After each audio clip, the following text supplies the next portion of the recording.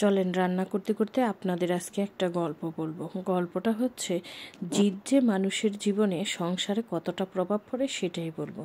স্বামী স্ত্রী জিদে একটি সংসার ধ্বংস হয়ে যেতে পারে। চলুন গল্পটা শুনুন।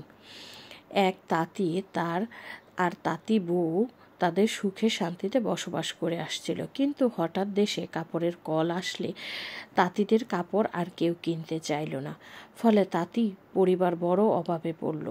এভাবে অভাবে যে তারা ভালোভাবে খেতেও পায় না। তো তাঁতির বউ তাকে প্রায়ই মাছ কিনে আনতে বলে, কিন্তু তাঁতি অভাবের কারণে আনবো করেও আর মাছ কিনে আনতে পারে না। অবশেষে বউয়ের হুমকি আর আবদারে তাঁতি বাধ্য হয়ে হাট থেকে 3টি ছোট আকারে মাছ কিনে আনলো। তাঁতি বউ আহ্লাদে আধখানা হয়ে মাছ কেটে পরিপাটি করে রান্না করে তাঁতিকে খেতে ডাকলো। খেতে বসে 3টি মাছ কে খাবে 1টি আর কে খাবে 2টি তা নিয়ে তারা ঠিক করতে পারল না। দুজনেই 2টি খাবে এ নিয়ে তাদের ভিতর কি ঝগড়া হয়ে গেল। কথায় কথায় আরও কথা ওঠে, তর্ক বেড়ে যায়, সে সঙ্গে আরও বাড়ে রাত।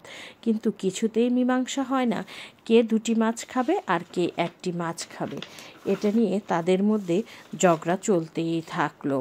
পরে মীমাংসা হলো যে তারা চুপ করে থাকবে, যে আগে কথা বলবে সেই একটা খাবে। এমন জেদ ধরল যে দুজনে কেউ কথা বলবে না। মরে যাওয়ার জোগাড় হলো তাদের। পাড়া প্রতিবেশীরা মনে করলো দুজন বিছানায় মৃত অবস্থায় পড়ে আছে। তাদের গোরস্থানে নিয়ে যাওয়া হলো। কবর খুঁড়ে গোড় দেওয়া হচ্ছে। এমন সময় তাঁতি, তুই 2টা খা, আমি 1টা খাবো বলে লাফ দিয়ে উঠল। যারা গোড় দিতে গিয়েছিল মুর্দার কথা ভেবে দেখে তারা ভাবলো এরা ভূত হয়ে গেছে, তাই সবাই ভয়ে দৌড়ে পালাতে লাগলো। পরে তাঁতি ও তাঁতির বউ বাড়ি ফিরে বসে ভাত খেতে বসলো। অনাবশ্যক জিদ যে মানুষের জীবনকে জটিল থেকে আরও জটিল করে তোলে এটা মানুষ বুঝতেই পারে না, এবং তাদের এই সমস্যায় যে অন্যকেও সমস্যায় ফেলে এটা তাদের বোধগম্যই হয়নি।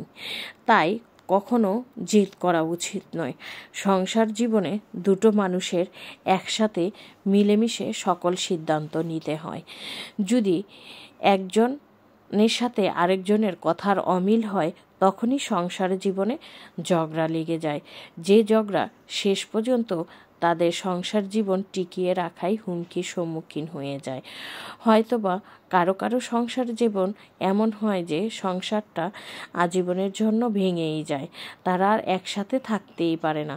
তাই আমাদের সবার উচিত স্বামী স্ত্রী সংসার জীবনে একসাথে মিলেমিশে থাকার চেষ্টা করা এবং সংসারটাকে সুখে শান্তিতে গড়ে তোলা।